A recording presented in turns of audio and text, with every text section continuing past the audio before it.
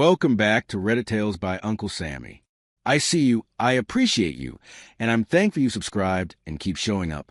This space is built on your insights. Leave your thoughts and lessons below. Now, cue the tension, cue the truth, let's get into it. Sometimes the loudest warning sign is not the insult. It is the person beside you deciding the insult is useful.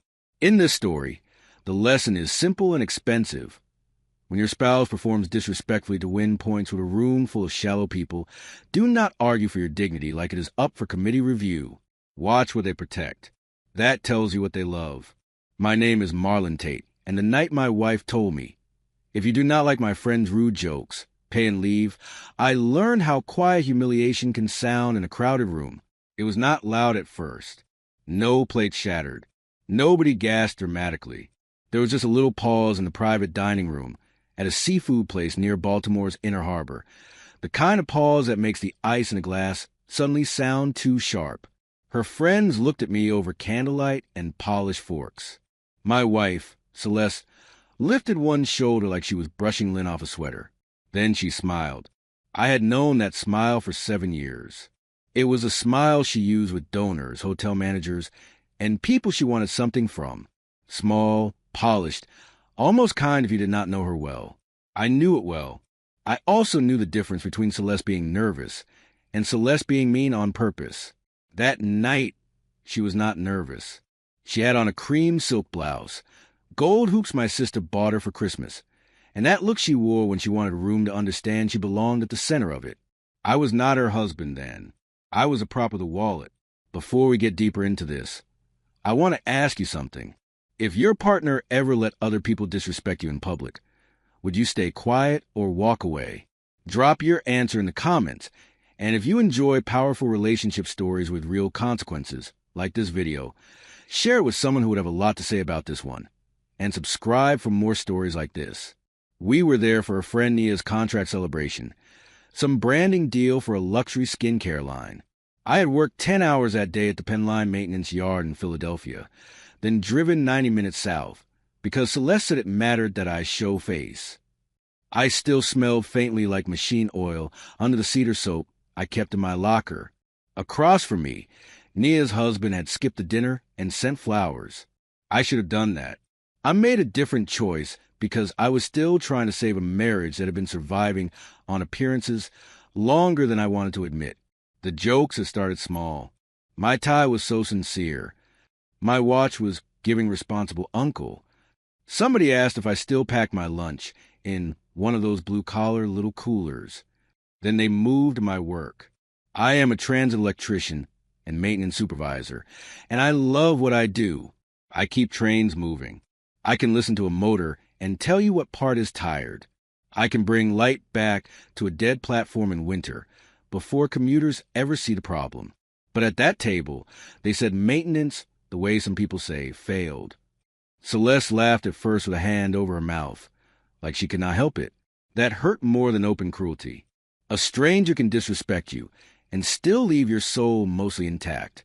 Your wife joining in is different. That crawls under your ribs.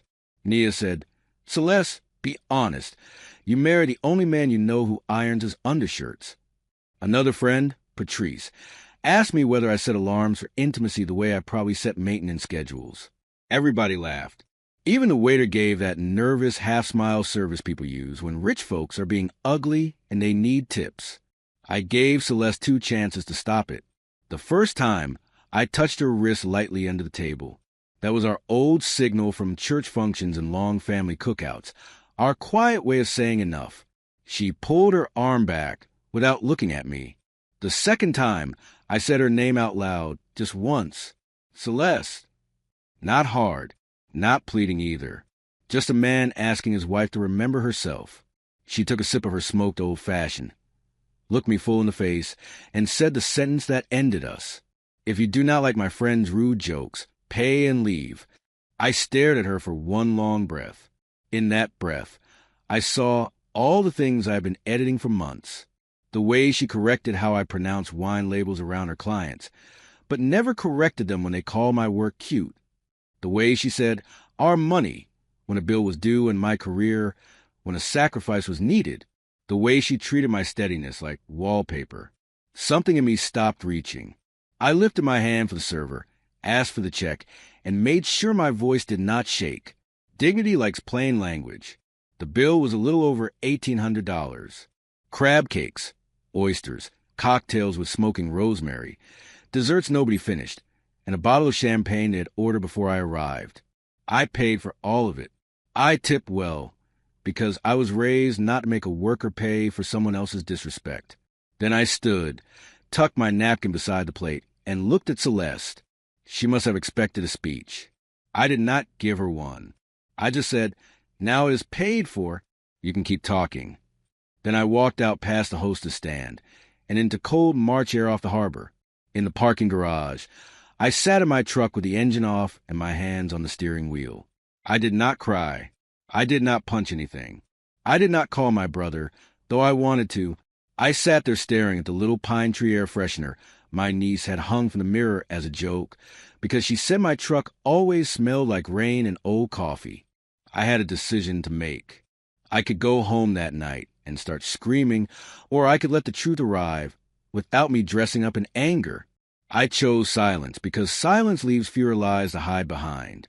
The drive back to Philadelphia was one of those late winter drives where the road looks slick even when it is dry. I passed gas stations, dark strip malls, and a 24-hour diner outside Wilmington where truckers lined the counter. I almost stopped there for pie.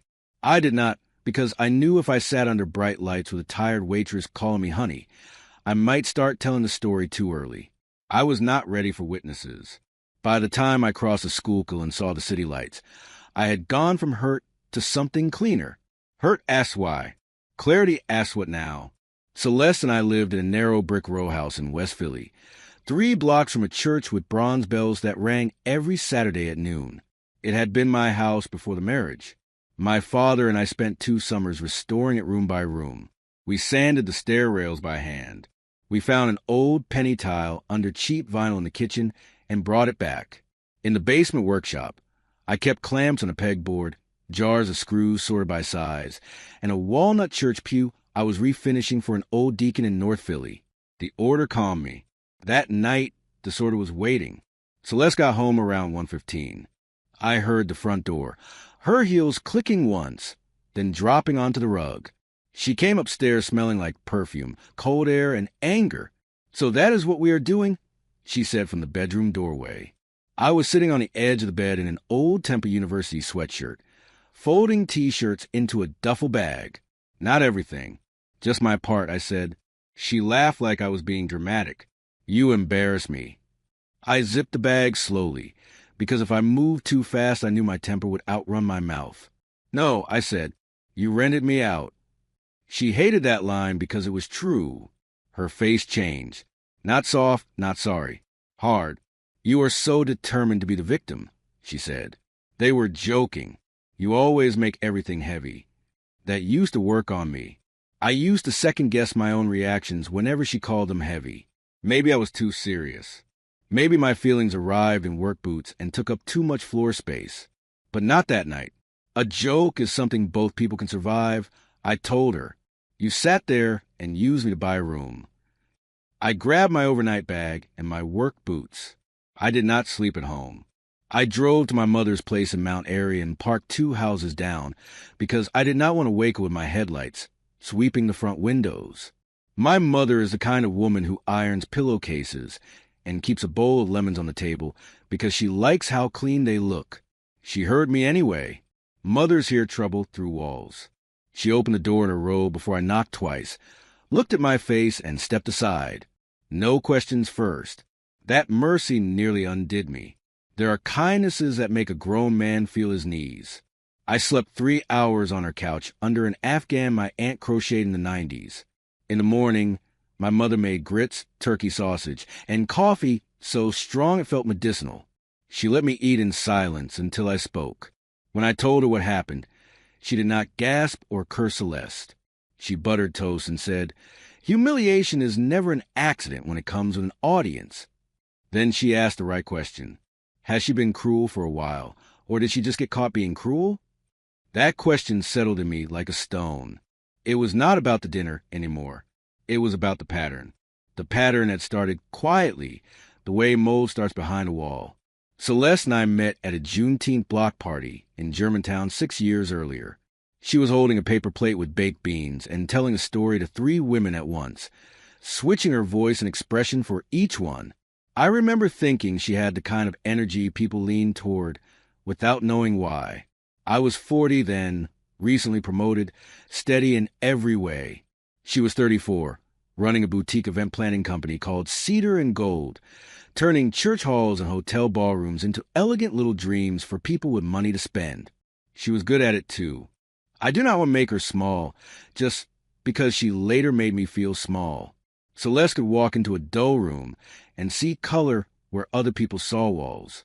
She could pair table linens, flowers, and lighting so a simple anniversary dinner looked like a magazine spread.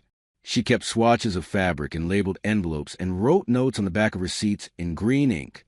On our 3rd date, she took me to a soul food place in South Philly and said my habit of folding my napkin onto my lap before the server arrived was ridiculously endearing. In the beginning, her ambition felt beautiful next to my steadiness. I had systems. She had spark. I packed my lunch in stainless steel containers. She forgot breakfast and lived on coffee until noon. I kept a paper calendar on the fridge because I like seeing the month as a whole. She put everything in her phone and still ran 5 minutes late everywhere. I liked how she sang fragments of old Anita Baker songs while looking for her keys. She liked how I hummed without realizing it when I fixed things around the house. We were not similar, but for a while we were kind. The first year of marriage, kindness carried us. We spent Sundays visiting my mother, then her aunt in Cherry Hill. We painted the back bedroom sage green. We argued about where to put the bookshelf and ended up laughing on the floor, eating takeout from a Jamaican spot on Baltimore Avenue. When business was good, Celeste bought peonies and put them in mason jars all over the house. When business was slow, I covered more. That did not bother me. Marriage is not a scorecard when both people are honest. The problem came when Celeste began treating rescue like infrastructure, something as permanent as the stairs. Her company grew fast after a local athlete's wife hired her for a baby shower that ended up in a regional magazine. New clients wanted rooftop engagement parties, luxury brunches, branded women's conferences. Celeste started saying yes to jobs that required fronting money she did not yet have. She needed deposits for chairs, florals, custom menus, and photographers. More than once, she came to me with that careful voice she used when she wanted a favor to sound temporary, just until the client pays, just for 2 weeks, just so I do not lose momentum. I believed in her. I kept saying yes. My first decision that could have gone differently happened 2 years before that restaurant dinner. My cousin Byron, who does taxes and notices trouble the way mechanics notice engine noise, told me not to put my name on Celeste's business line of credit.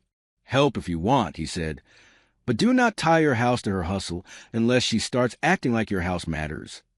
I laughed it off then because I thought love made caution look cold. I signed anyway. I told myself marriage meant faith. Looking back, that was not faith. That was me confusing support with silence around risk. Once the credit line existed, emergencies multiplied. A client paid late. A florist changed prices. A hotel demanded more up front because someone in Celeste's circle had burned them before. Then came the image expenses. A nicer laptop. Professional headshots. A wardrobe for tastemaker dinners.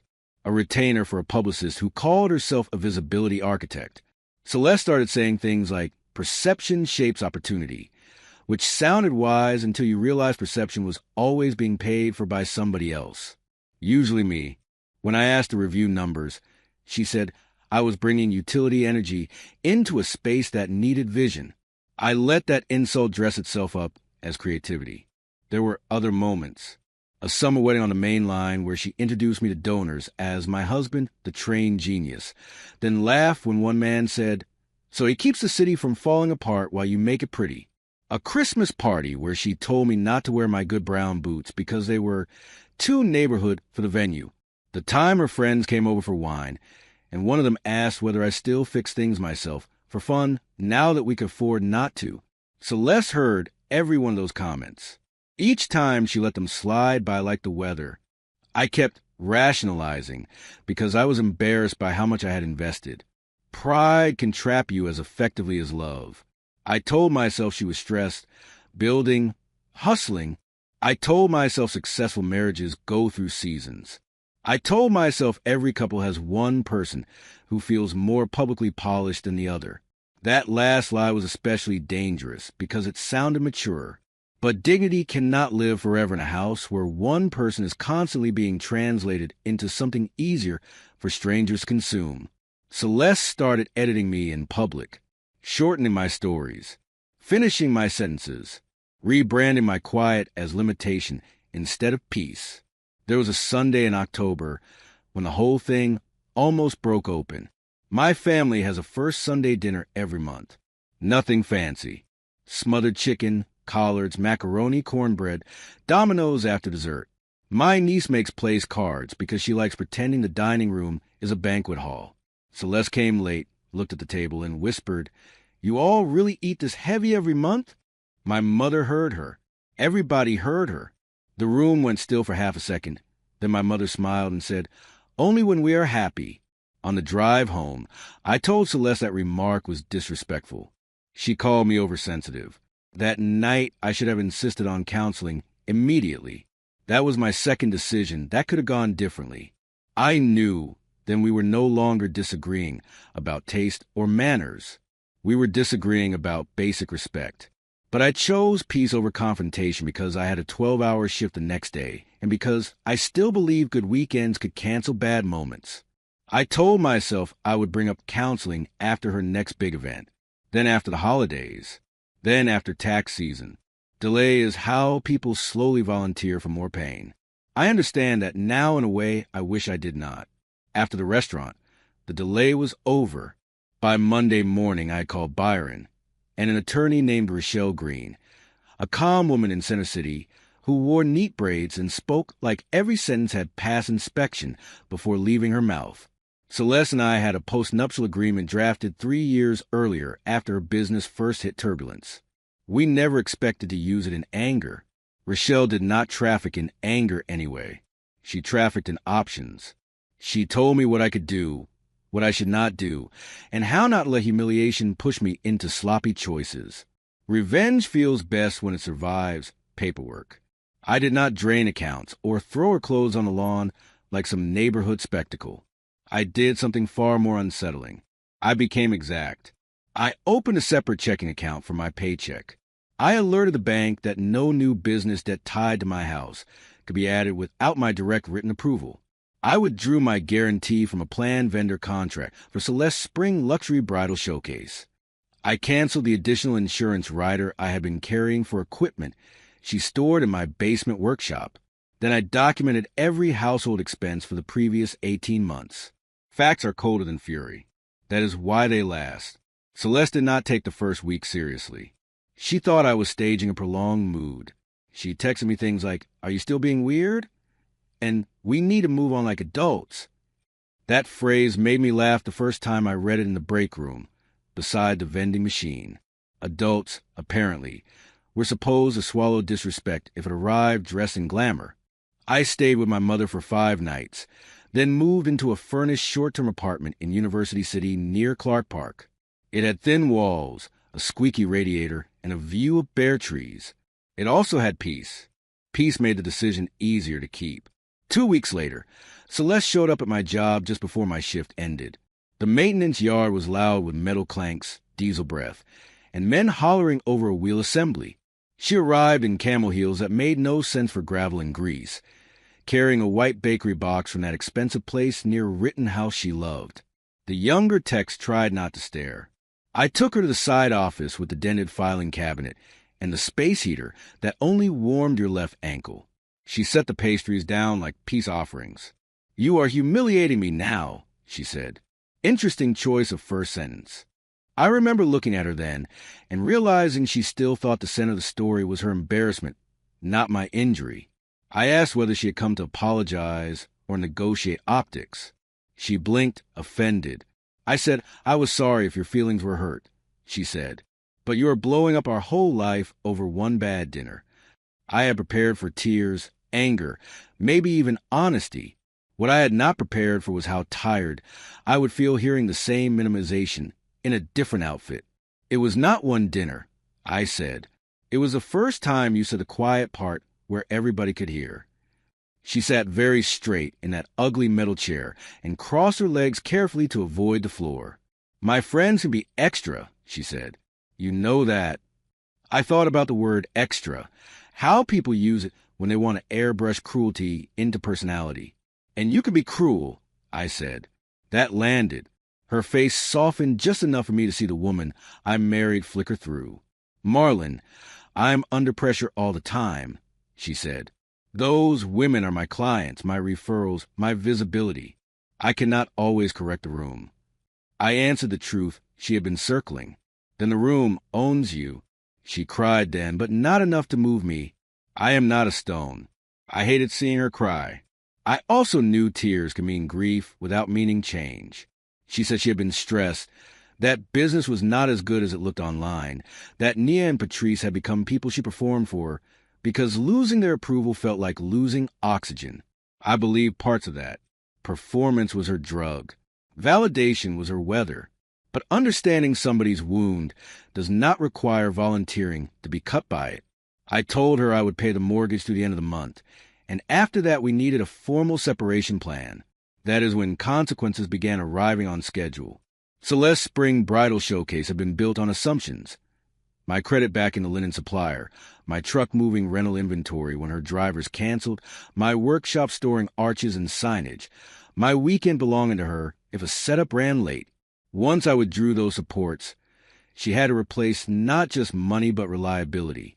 Reliability is expensive when you never respected it while you had it for free. The linen supplier reduced terms. A florist demanded payment up front. 2 freelance assistants quit after Celeste delayed their checks. Nothing dramatic happened overnight. Things simply stopped being held up by my invisible labor. The first event she lost was a 50-person engagement dinner at a boutique hotel in Chestnut Hill. The client called me by mistake because my number was still listed as backup on an old invoice. I almost ignored it. Instead, I answered and gave them to Rochelle's office for any legal questions about the separation of responsibilities. Later, Celeste called, furious that I had not covered for her when the delivery timing fell apart. I thought about lying to ease the blow. I chose something else. I covered for you for years, I said. That is how you ended up thinking disrespect was affordable. She hung up on me. My own life grew quieter in useful ways.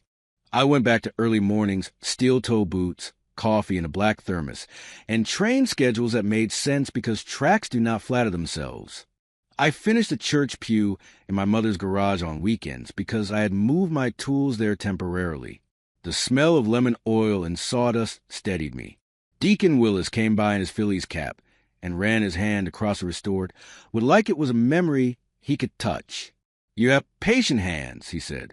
I almost laughed. Patient hands had built a lot of things my marriage never deserved. Celeste, on the other hand, was discovering what happens when image meets arithmetic. She had a beautiful website, strong photographs, and an Instagram full of candlelit tablescapes. What she did not have anymore was the man who balanced vendor deadlines, fixed broken display stands, loaded vans in the rain, and covered cash gaps without asking for public praise. People think money is the most important support in a relationship. It is not. Competence is. Calm is. A person who keeps showing up while you are busy being admired is worth more than a room full of applause. Celeste learned that lesson by losing the infrastructure she mocked. News traveled the way it always does in black communities that stretch across churches, salons, family reunions, and service jobs. Nobody announced our separation formally, but people piece it together. My barber, Mr. Leon, turned my chair toward the mirror one Saturday and said, I am not asking business. I am only saying peace looks better on you than confusion. At my mother's church, one usher squeezed my shoulder and passed me a second dinner roll like carbohydrates were pastoral care. Even small kindnesses felt different because I was no longer spending so much energy defending a woman who kept volunteering me for disrespect. In May, Celeste sent me a long email instead of texting. That alone told me she had reached a different kind of desperation. She wrote that a hotel group had paused potential contract after hearing she was difficult with logistics. She wrote that she was behind on vendor payments. She wrote that she had started therapy and now understood she confused admiration with intimacy. The most honest line in the email was buried near the end. I thought your steadiness would always be there no matter how I treated it. I read that sentence 5 times. It was the first time she had described the actual theft. Rochelle advised me to respond only about legal matters. She was right. Still, I sat with that email all evening in my little apartment while the radiator knocked and kids played basketball in the courtyard below. I had another decision to make. I could step back in one more time, loan money, rescue a contract, prove I was the bigger person in some theatrical way. A part of me wanted that because being needed can feel like love when you're lonely enough. Instead, I replied with 3 sentences. I'm glad you are in therapy. Please direct financial matters to Rochelle. I wish you healing, not access. Summer came hard and sticky. SEPTA station smelled like hot concrete and brake dust. I took on extra shifts and saved without trying. On Fridays, I drove to Camden to help my uncle repaint the fellowship hall at his church because he paid in fish sandwiches and old stories. One evening, after we finished, he told me marriage can survive money trouble, grief, even boredom, but it cannot survive contempt wearing perfume. I had never told him specifics, so I just looked at him. He shrugged and dipped his sandwich in hot sauce. A man does not lose himself in one day, he said. He loses himself in edits. The divorce process moved slower than my anger had. That was good for me. By the time mediation started, I no longer wanted revenge the way people imagine revenge. With humiliation returned in equal measure, I wanted accuracy. The mediator met us in an office near City Hall with watery coffee and fake plants. Celeste looked thinner, not glamorous. Tired thin. She wore a navy dress and no wedding ring. She asked to keep cedar and gold entirely, along with its debt. I agreed. I kept the house. We split furnishings with an almost embarrassing politeness, as if manners might cover history. Sometimes endings are civil, because love is already burned out. During a break in mediation, Celeste asked whether we could walk outside. It was late September, bright and windy, with leaves skittering along the sidewalk near Dilworth Park. We stood by the fountain while office workers hurried past carrying salads and phones. She said therapy had forced her to hear herself without audience noise. She said Nia stopped calling when the free dinner stopped. Patrice borrowed money and never repaid it. I was trying to be the woman that room respected, she said, and I ended up being cruel to the only person who really knew me. I believe she meant it. Some truths arrive late, but still arrive honestly. I did not take her back. That mattered more than any sharp line I could have delivered. Growth is not proved by speeches. It is proved by what you refuse to reopen. I told her I hoped she became kinder than the version of herself I lived with near the end. I also told her I was done being the place she returned to after performing damage elsewhere. That made her cry again, quietly this time, with no mascara to dramatize it. We stood in the city wind while a food truck generator rattled nearby and a bus sighed at the curb. It felt ordinary. That was the dignity of it. The divorce was finalized in November. The same week, I moved back into the row house. It felt strange at first. Too much space. Too much memory tucked into corners. I repainted the bedroom a muted clay color because Celeste once said darker tones made rooms look expensive, and I realized I wanted this room to look restful instead. I carried her last storage bins to the front hallway for pickup and found a bag of green ink pens in a drawer. I almost smiled. Then I put them in the donation box. Healing is often less dramatic than people think. Sometimes it is choosing what gets drawer space now. Around Christmas, I heard from a mutual friend that Celeste had shut down Cedar and Gold and taken a full-time operations job with Convention Center in Baltimore. At first, that sounded like failure if you looked at it through her old lens. Through mine, it sounded like reality finally offering her structure, a salary, deadlines, Accountability that did not depend on flattering clients at dinner. She sent one final letter in January. Handwritten, no performance. She apologized specifically for the restaurant, for laughing when Nia joked about my lunch cooler, for telling me my mother's dinner table was heavy, for treating my calm like something less than sophisticated. I wrote back once. I thanked her for the specificity because vague apologies are just another way to ask for mercy without changing shape.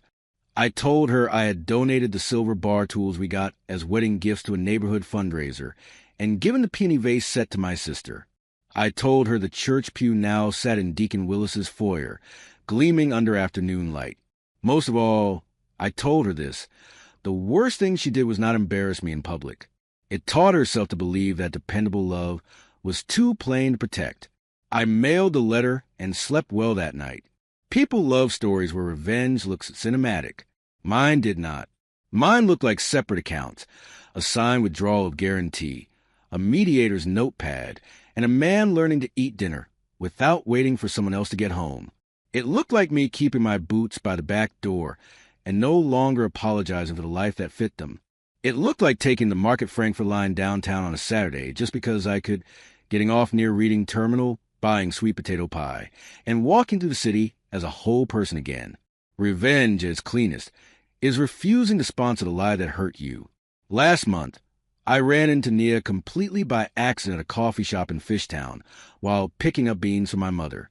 She recognized me, shifted, then tried a brittle little smile.